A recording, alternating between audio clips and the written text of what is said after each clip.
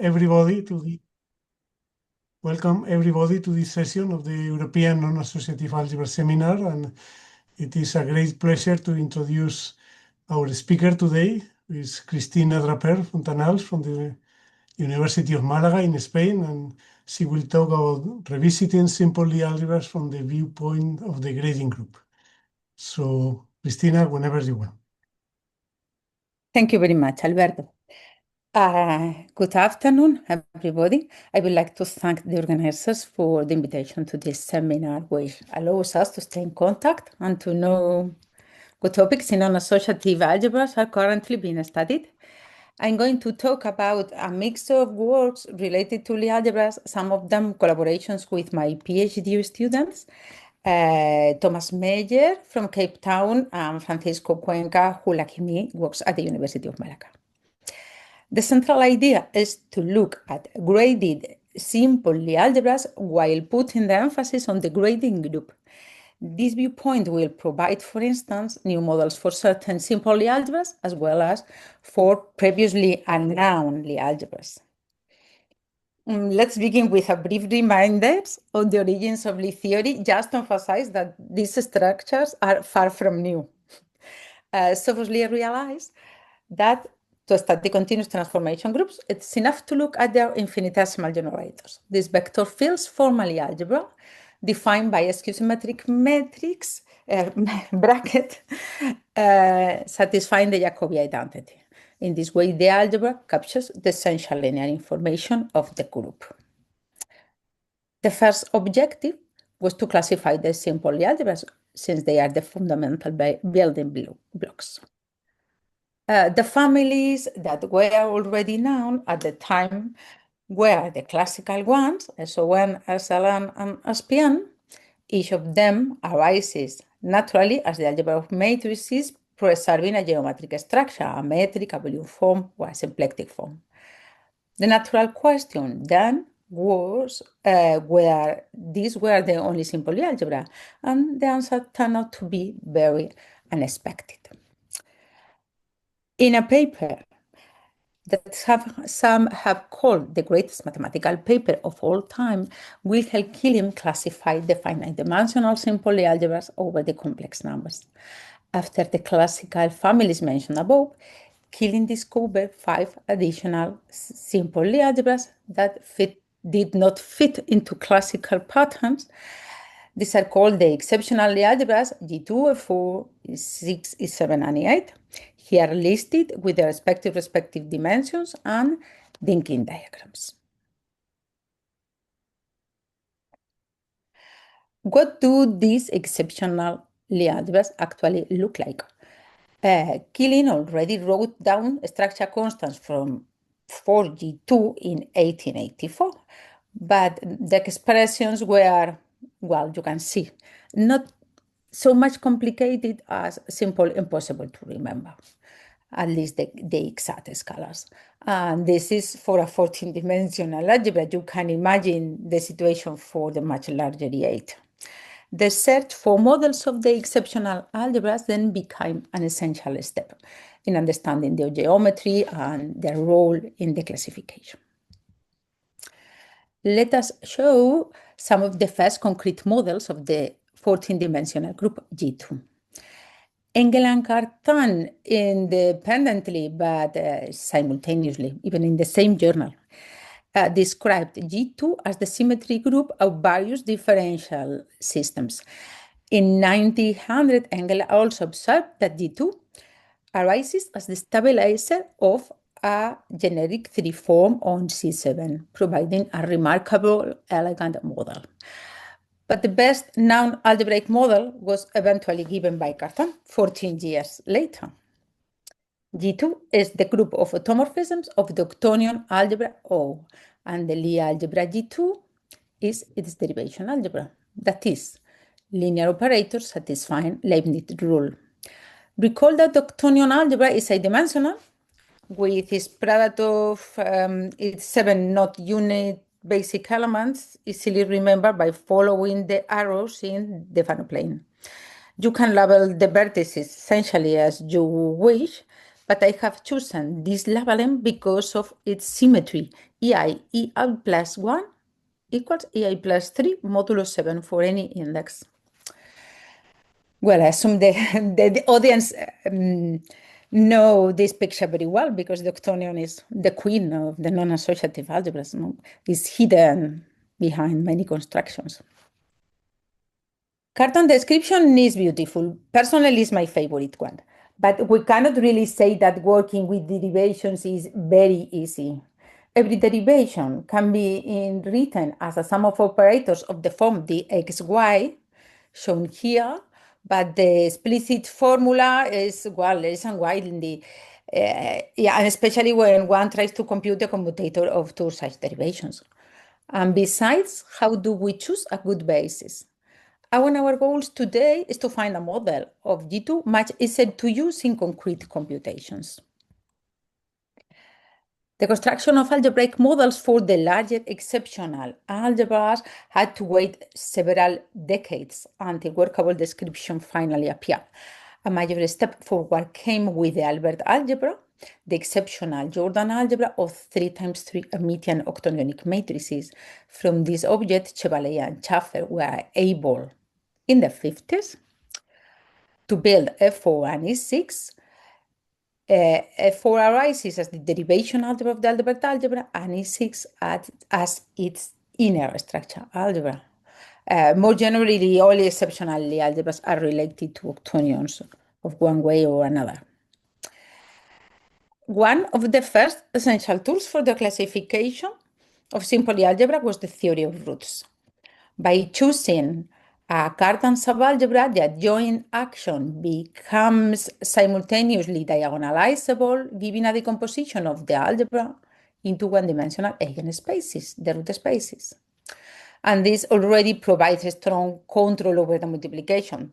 Root vectors can be interpreted geometrically inside a Euclidean space, so the possible products are determined by the picture, at least up to a scalar.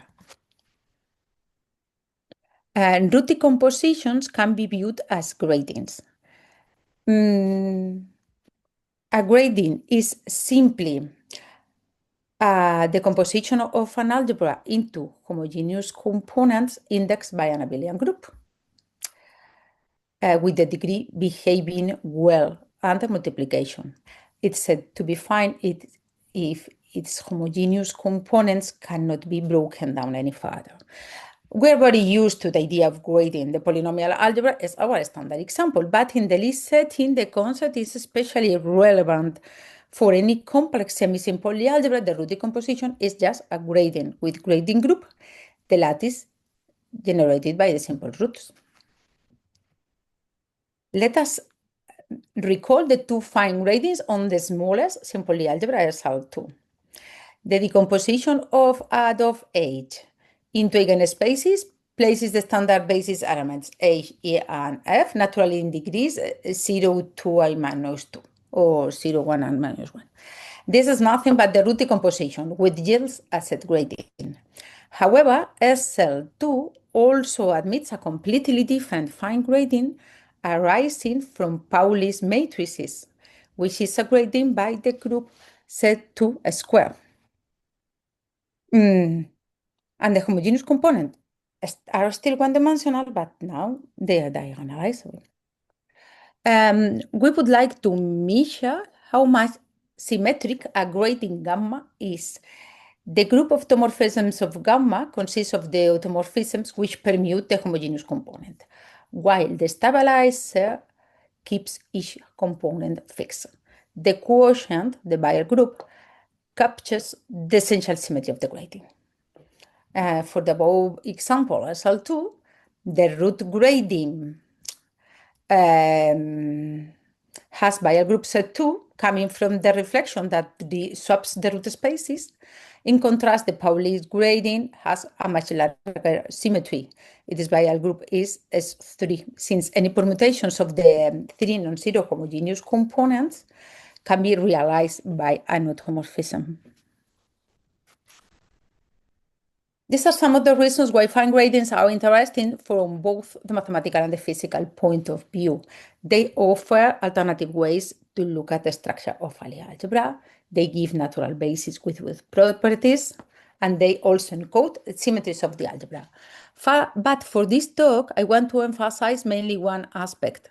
Fine gradings often lead to concrete model or presentations of the algebra, and this will be the perspective we focus on from now on.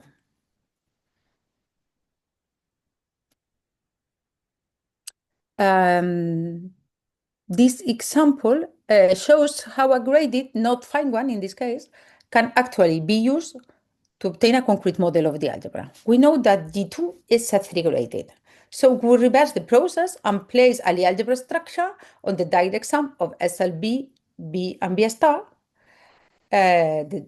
with B a three-dimensional vector space.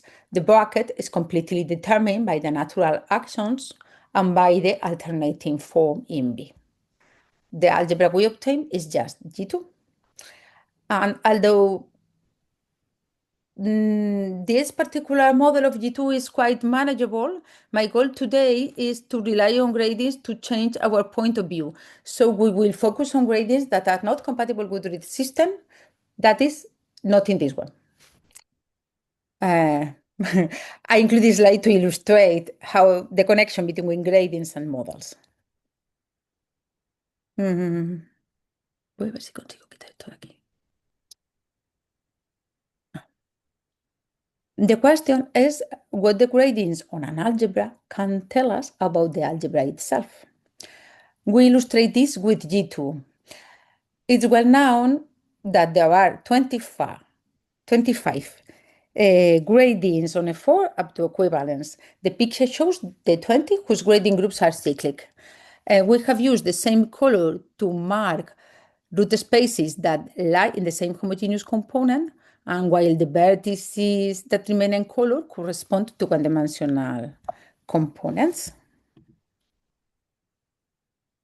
And here are 4 more, making 24 so far. Notice that all of them are compatible with the system. So the information they provide is not very different from what the roots already tell us. But we promised 25 gradings, so one is still missing. What is the missing grading? Is it really different or of a different, is it really different? And can it help us to understand G2 better? The answer to all these questions is yes. The missing grading actually comes from the octonions.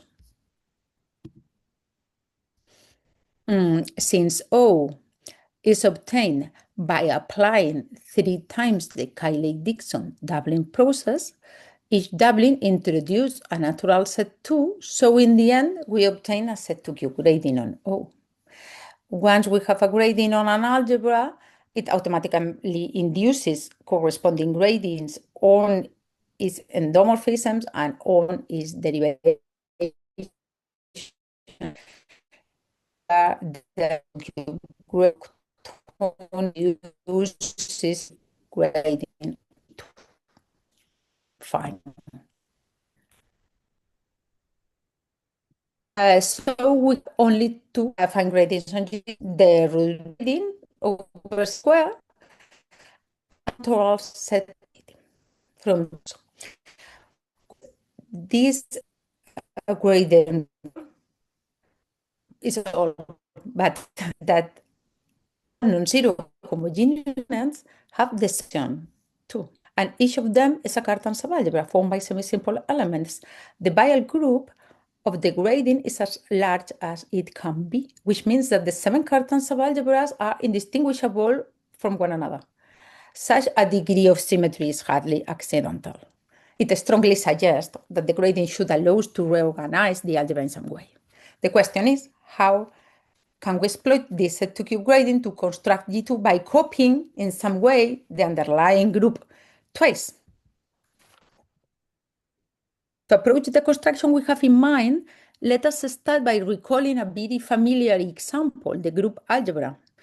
For an abelian group G and a field F, f of G is simply the space of formal sums of elements of G, with multiplication determined extending linearly the product in the group. It's extremely easy to work with the group algebra. It's associative, its basis is literally the group G, and it carries a natural gradient. But the algebra is always associative. So we want to modify it to include more algebras. A natural way to enlarge the class of group algebras is to twist the multiplication. If we allow a scalar factor sigma of GH in the multiplication of G and H in G, we obtain the twisted group algebra of sigma G. The construction remains very easy to work with. The basis is still the group G. The grading is the same, but in this way, we incorporate a much richer family of algebras with suitable choices of the twist sigma. One recovers many important classical examples such as matrix algebras, octonions, the Albert algebra, the Clifford algebras. For instance, this is an example of twisted group algebra in Lie theory. Consider the Pauli grading by the group Zn square on the matrix algebra of size n. The two matrices x and y satisfy x to the n, y to the n equals 1, and yx, xy, xy for xy, a primitive and root of unity. All the homogeneous components are one-dimensional, spanned by the monomials x to the I, y to the j. And from here, we compute the commutator of two homogeneous elements here in green, and this gives exactly the commutator factor. Another example, the octonions also provide an example of a twisted group algebra over Z2 cube. And although the twisting factor sigma was explicitly provided by Albuquerque and Majid, one can visualize it quickly with the help again of the fan plane. If we label the elements in the group from G0 until G7 in a way such that they satisfy again the rule Gi plus 1 equals Gi plus 3 modulo 7, then this already dictates the correct choice of sigma. For instance, sigma of Gi plus 1 is 1 simply because the product of the octonion follows the arrow, and minus 1 if we interchange Gi and Gi plus 1. What do all twisted group algebras have in common? That they are graded algebras in which every homogeneous component has dimension 1. In fact, the converse is true, and any graded algebra whose homogeneous components are all one-dimensional can be realized as a twisted group algebra. But in our situation, namely G2 with the Z2 cube, every zero homogeneous component has dimension 2. Can we find a construction of G2 inspiring the twisted group algebra, but attaching two copies of the field instead of just one? In principle, this should work. This should work because any choice of basis xg, yg for the 7 homogeneous components gives a linear isomorphism with f squared g. So the only missing ingredient is a suitable bracket that makes this isomorphism a Lie algebra isomorphism. And this should be hard to exist. The problem is that here there must exist bilinear maps sigma of GH on F square given another vector in F square. Although they certainly exist, a priori they may look even worse complicated than the usual structure constant. How manageable these bilinear maps are depend very much on how symmetrically we choose our basis. if everything choose naively, the cure may be worse than the disease. Let us make explicit our construction of generalized group algebra. The ingredients are an abelian group, a fixed vector space B, and for each pair GH in the group, a bilinear map sigma of GH on B. An element of the generalized group algebra B sigma of J is a formal sum with coefficients in the vector space. And the product is defined by this rule. By analogy, sigma is called a twist. Well, and no more. We impose no algebraic conditions on it. What type of algebra do we obtain from a generalized group algebra? A priori, any type, simply because generalized group algebras extend twisted group algebras. One is the resultant Lie algebra, which is the context because we are interested in. Identifying the set conditions on sigma is only straightforward when B equals the field. Squeeze symmetry requires sigma of GH minus sigma of HG, and the Jacobi identity becomes a cocycle type equation. For higher dimensional B, the conditions are not transparent. In any case, our goal is not to develop a general theory of generalized group algebras, but rather to find specific choices of twists that yield models for G2 and beyond. We will start now not with G2, but with D4, the orthogonal Lie algebra SO8, coming from the octonions with its norm. We provide here a generalized group algebra structure. This algebra is a natural place to test because the set2 grading on O induces, again, a highly symmetric grading on the 4.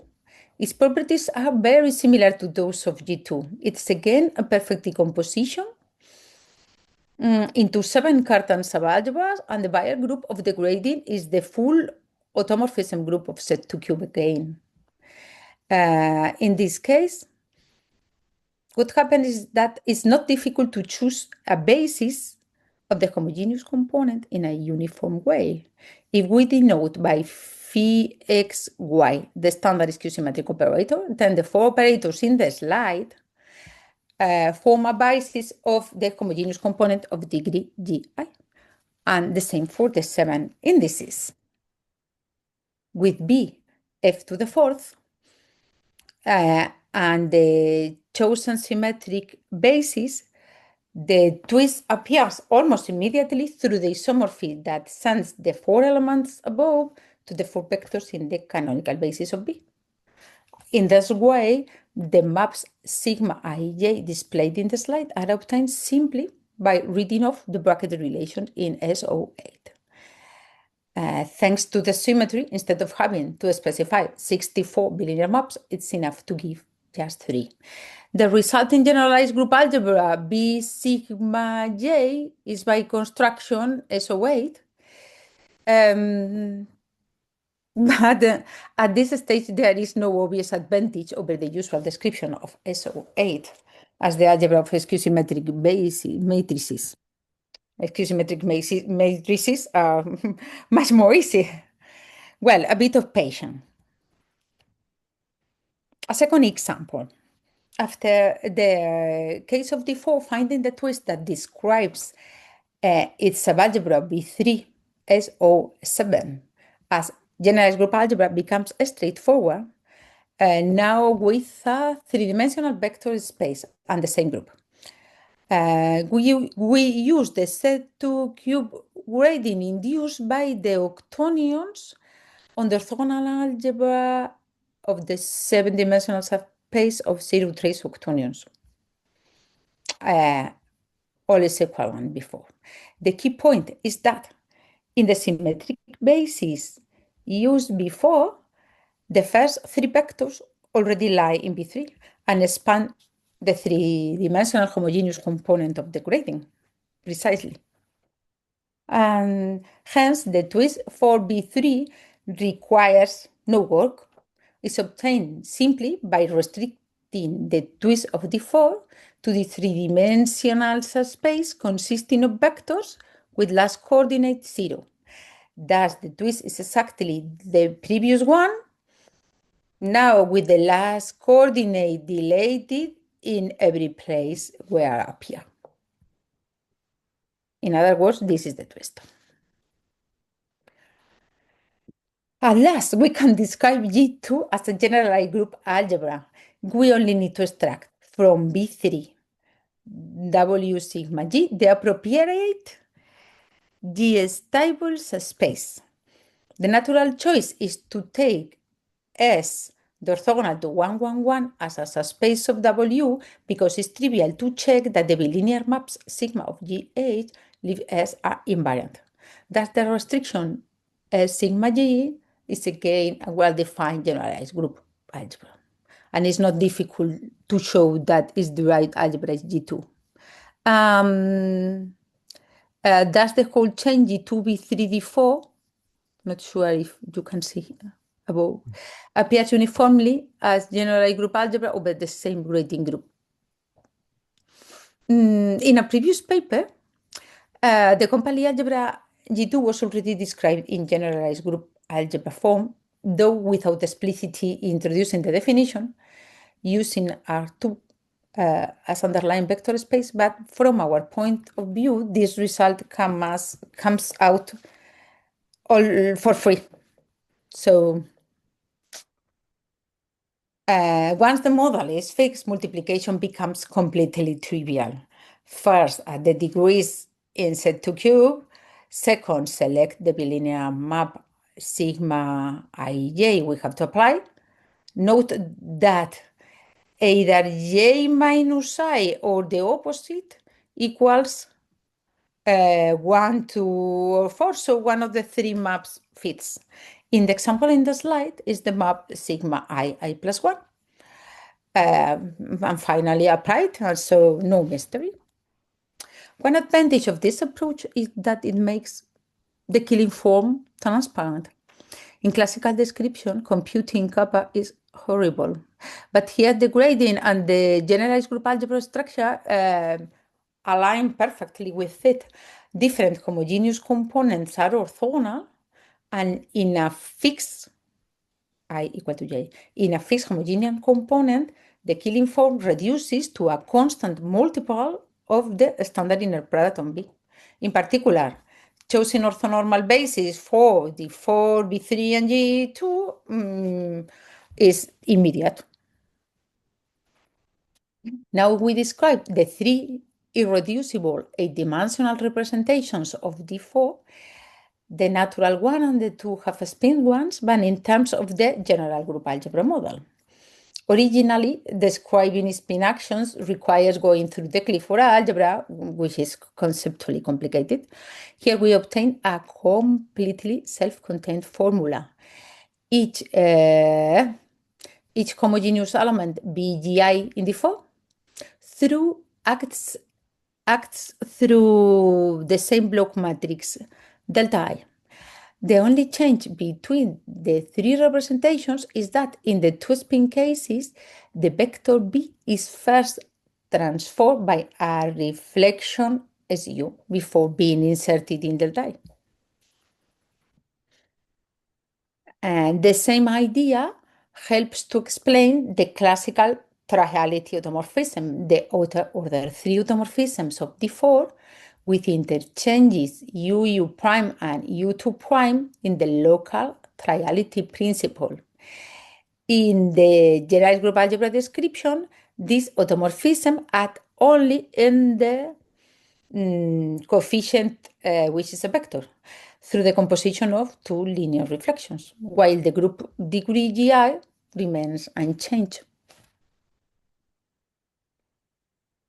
In the real setting, the generalized group algebras we have constructed using our twists correspond to the compact real forms of G2, B3, and D4.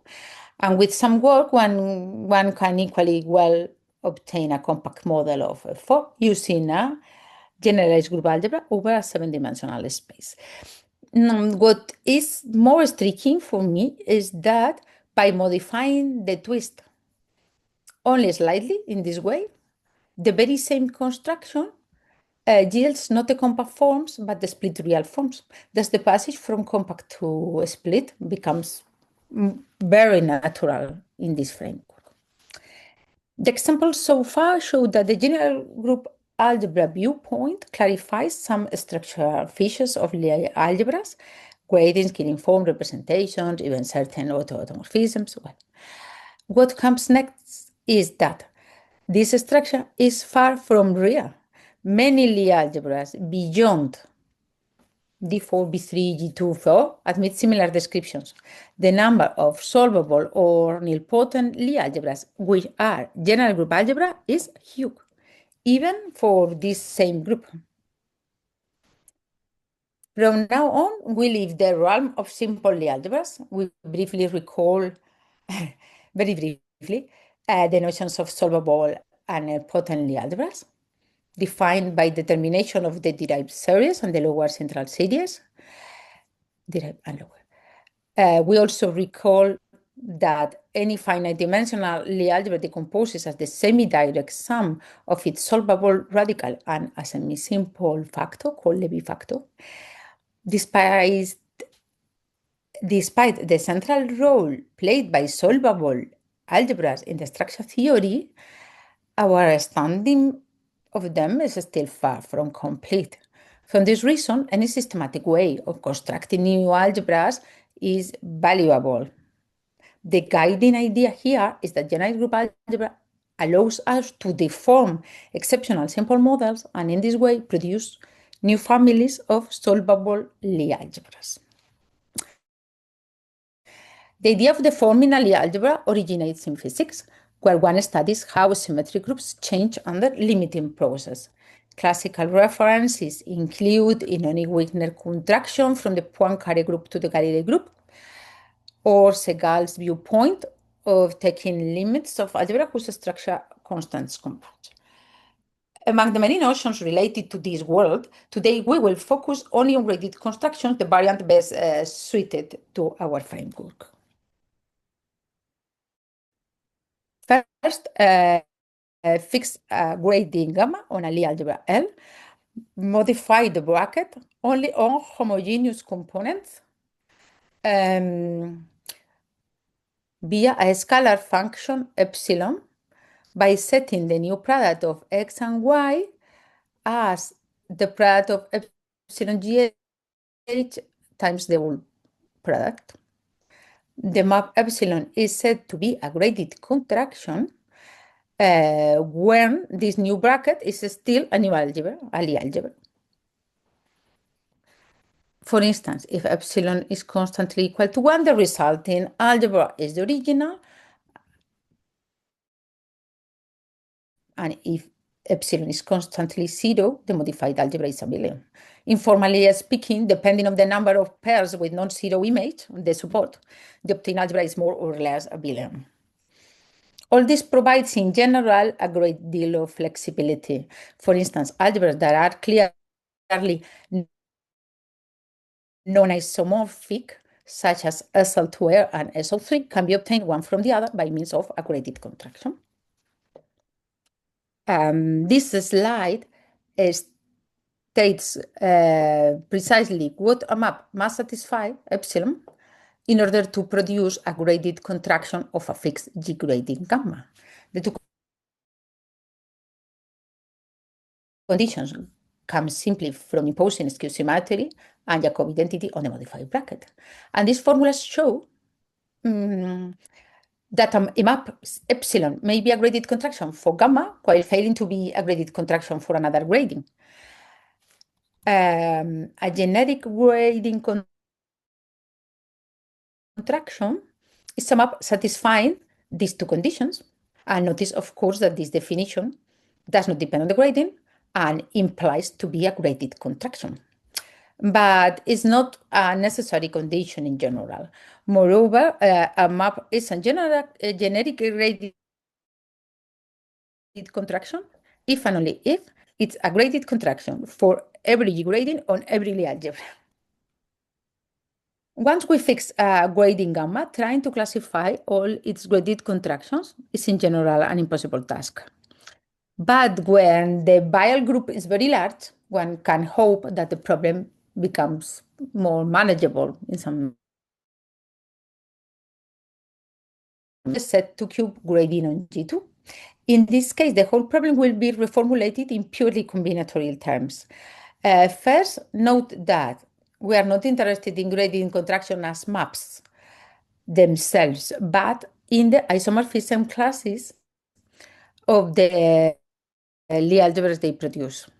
In our G2 case, every graded contraction is isomorphic to one which is admissible.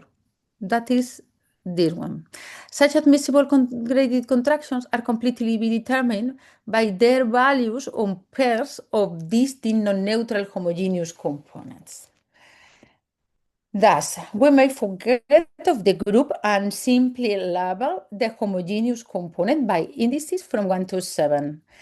Let X denote the set of pairs of distinct indices. For any pair ij in X, I star j denotes the third index lying in the same line.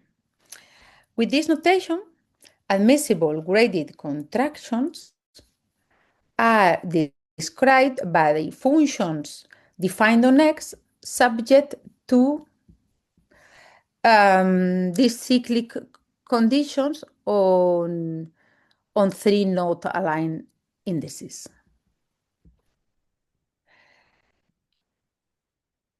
Thus we may forget, in particular, admissible maps, in particular, this has strong consequences for the support of these maps. The pairs whose images are non-zero. If these two pairs belong to the support, then all their cyclic permutations must belong to the support as well. So the support is not arbitrary, has to satisfy a kind of absorbing property. And this motivates the definition of nice sets, concretely a subset of the set of pairs X is said to be nice whenever two pairs GK and I stay K belong to T, with I off of the line, then all their cyclic permutations must also belong to T. T contains the whole set denoted Pij. Okay. Well, not only the support of any admissible graded contraction is a nice set, but conversely, for any nice set T, one can construct at least one graded contraction by assigning the value 1 to the pairs in T and 0 to the rest. The next problem is classify for the smallest. I show some pictures to help remember them. First, fix a line in the Fano plane and take all the pairs formed by two different indices line on line. Second, obtain by taking instead all the pairs formed by two different indices in the complement of the line. Third, fix a single index and consider all pairs containing that index. And four, consider all pairs that end in a fixed index in the top of the and the remaining sets are big kinds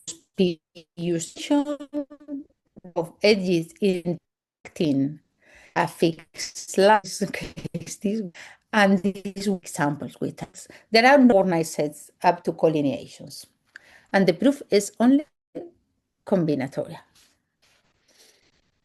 There are exactly 24 nice sets, 24 up to collineations. Collineations encode the action of the Weyl group. Collinear sets gives always rise to isomorphic Lie algebras. There are two important points to stress. First, some non-collinear nice sets may still produce isomorphic Lie algebras. Not usual, but happens. This explains why in the previous construction we obtained 23 algebras instead of 24.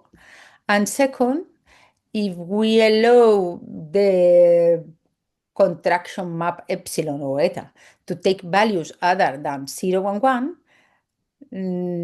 then in 3 of the 24 cases, we obtain non-isomorphically algebras, families of infinite families of non-isomorphically algebra depending on the image I have. Thus, we obtain 20 Lie algebras together with 3 infinite families, all of them of dimension 14. What do they look like? It turns out that many structural properties are determined by their support. For instance, the dimension of the center, of the derived algebra, as well as solvability and nilpotency indices. All are encoded in the support. The list of algebras has been ordered from more abelian to less abelian, apart from the simple algebra G2. One algebra, which is the sum of 2 copies of SL2 with a center. Another more exotic centerless example, which is not reductive. All the remaining ones are solvable. Some of them nilpotent, some not. The infinite families contained in the solvable case.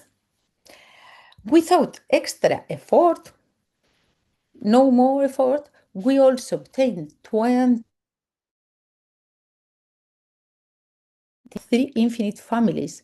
This happens simply because the graded contraction of G2 are also graded contractions of the set 2 cube grading on D4. I'm referring to the same maps epsilon. The maps are identical, but the Lie algebra they produce, of course, have twice the dimension. In fact, center radical derived algebra, everything have double dimension. Although the qualitative properties of the algebra remain the same. And although this not apply to every set 2 cube grading, it does work again for B3, producing then a large collection of algebras of dimension 21.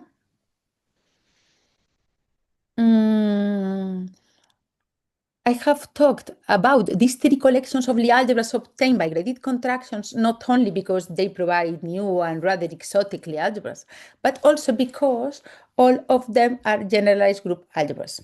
This is immediate.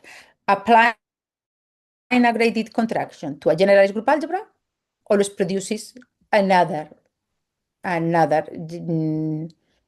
generalized group algebra with the new twist simply given by the product of the original twist with the graded contraction.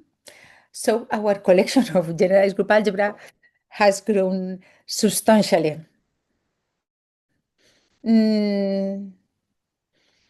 It's worth recalling that being a generalized group algebra is not real at all. In fact, every finite dimensional graded algebra is 1. What is really interesting is when the twist is completely explicit, as it happened here. And what about the 4 and its set 2 cube grading? If we apply graded contractions to it, we put again many new generalized group algebras. Yes, we will apply. But the problem now is that the sum of the graded contraction we used before are no longer graded contraction, and moreover, some of them are missing. So begin again. At first, the fact we could treat G2, B3, and D4 simultaneously might look like just a pleasant accident, but there are at least 2 such pleasant accidents of this kind. We will study the larger exceptional Lie algebras simultaneously with F4, not with G2.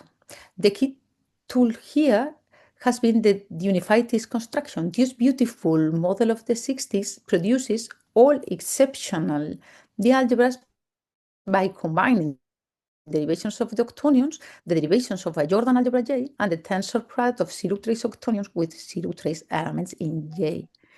The result is always a simple Lie algebra, and, which is crucially for us, each such algebra inherits naturally the set 2 cube grading coming from octonions. Okay, we're going to consider this for set to cube gradings. The neutral component is 0? No. And the supports generalized nice set? No. Not nice sets. However, a new combinatorial pattern arises. All supports satisfy a more general absorbing property, leading to what we call generalized nice set. Well, I'm beginning to go fast. A generalized nice set is simply a subset T of another pairs of indices satisfying the same absorption property as before, but now without requiring the two indices in each part to be distant and allowing the index 0. For an arbitrary triple ijk, we define the set Pijk formally as before. Thus, T is a generalized nice set if wherever it contains two pairs, it necessarily contains the whole Pijk. The remarkable point is that for the four octonion set to cube gradings, octonionic set to cube gradings induced through the Tits construction on the exceptional algebras, the supports of all are exactly the generalized nice sets, even more. They are the supports of generic graded constructions, and conversely, every generalized nice sets produce a generic graded construction in this way. How to classify generalized nice set? Well, at first, this was rather intimidating. One may expect an overwhelming number of possible cases, and indeed, the number grows from 24 nice sets to a total of 245 generalized nice sets. Still, the classification could be carried out entirely by hand using elementary combinatorics. Among these 245 sets, we find 14 which are nice sets, but not all. Several generalized nice sets involving only repeated indices or only pairs containing 0, and a couple of hundred combining this with this, and 7 sections whose intersection with X is not nice. So although the family is large, it remains a structure, enough structure to be classified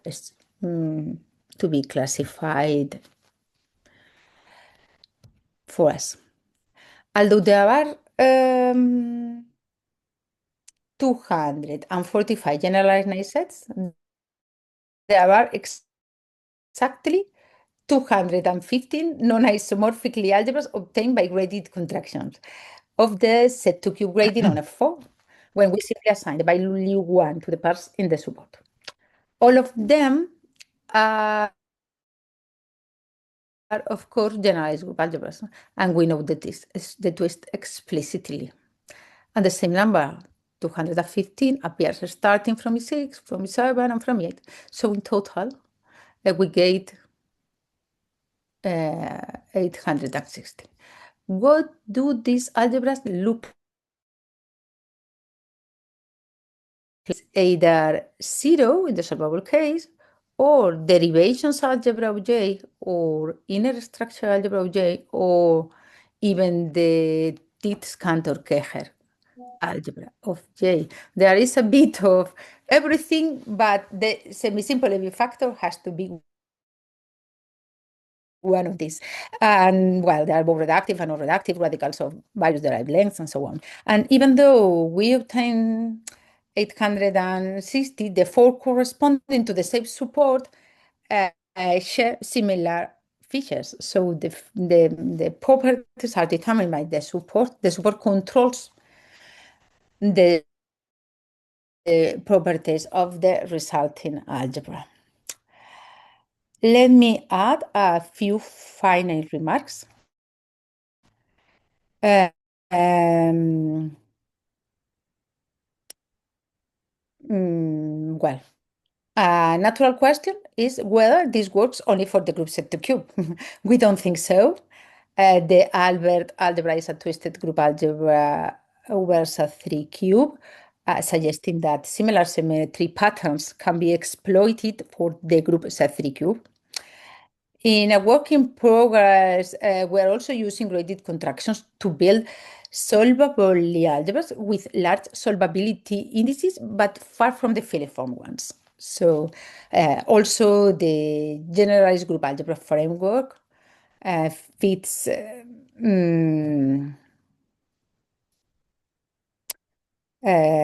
fits well with simple superalgebras and explains certain embeddings very cleanly. So even if the combinatorics may seem a bit overwhelming, it is useful both for understanding structural question and theory and for systematically producing large families of new solvable Lie algebras. So, well, thank you very much for your attention. Thank you very much, Cristina, for this interesting talk with so many things in there. So now this is the time for questions or comments. So please. Thank you.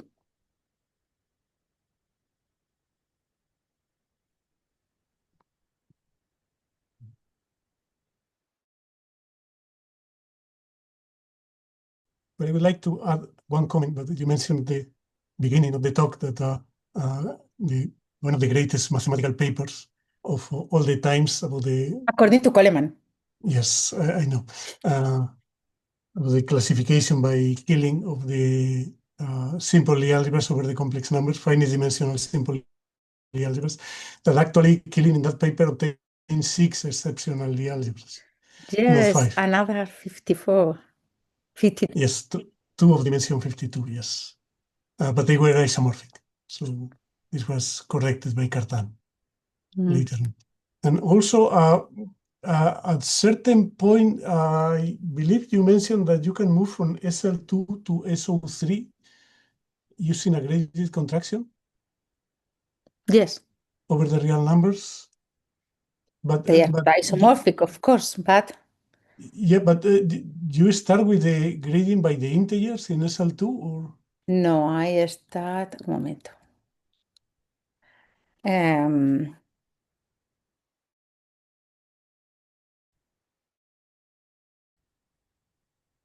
mm, Yeah, but you take the epsilon which from the set? integers cross the integers into the real number. So it looks like you start with the gradient by the integers, but then the Yes, graded contraction should be graded by the integers, right?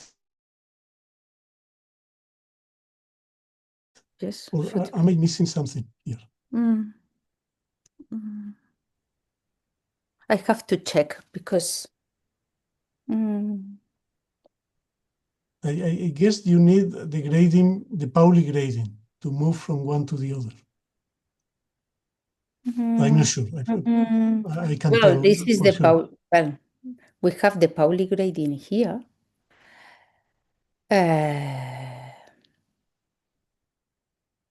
Yes, we pass from one algebra to the other, but not.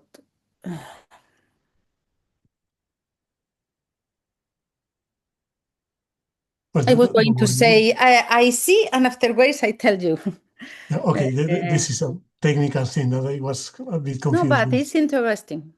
I think that graded contraction is flexible, but how much? Hmm. Well, they are not isomorphic. SO3 is isomorphic to the modified algebra SL2 through the graded contraction, which is not isomorphic. I think, but I have to check. Okay, okay, okay, don't worry. Thank you. Any Uh, other question? and yes, any other question or comment? I cannot see here in the chat. Could I ask a small question? Yeah, sure. Good Go ahead. afternoon. Uh, could you please go to the results on the graded contractions of G2?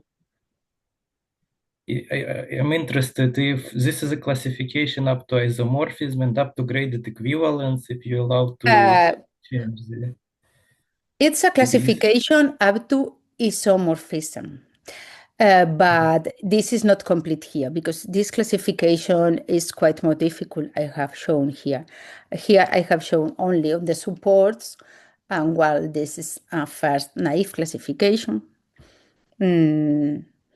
but afterwards you have to, well, you have to make a large list of theorems to, well, the point is that any nice set gives an algebra, but perhaps non-collinear sets gives isomorphically algebras. This only happens once, but it happens, and you have to prove that not in the rest of the cases. And afterwards, it's not clear if isomorphism preserving homogeneous components, well, the classification of up to a strong isomorphism and up to isomorphism is not the same. It's not the same if you have to find an isomorphism preserving homogeneous components or permuting, and you obtain two different classifications. And I have not shown any of this, sorry. Yeah, I was just But wondering I how. can send. I can send Yeah. if someone is interested. So I thought it was too technical. So I have not included, not even the results here. But this list should be kind of reduced in the case of the equivalence, yeah, a little bit. Or how much? Can Should you be repeat included? the question? My English is terrible. Sorry. I mean, the list of the these graded contractions up to equivalence should be smaller than those presented here. Yeah, it should be sub list of this list. Yeah. No, this is the list of isomorphism classes up to equivalence. That for me, up to equivalence means up to Ah, isomorphism of Lie algebras. This okay. is Yeah. complete, and all are different. All are different here, Okay, and thank you. non-isomorphic. If you Understood. permit more things, it's even larger. Thank you. Thank you. Okay, any further question? Okay, if not, let's thank the speaker again. Thank you very much. And well, we'll resume next week, not just with a seminar, but with a whole day of Ah, non-associative talks. So see you soon. Bye, everyone. thank you.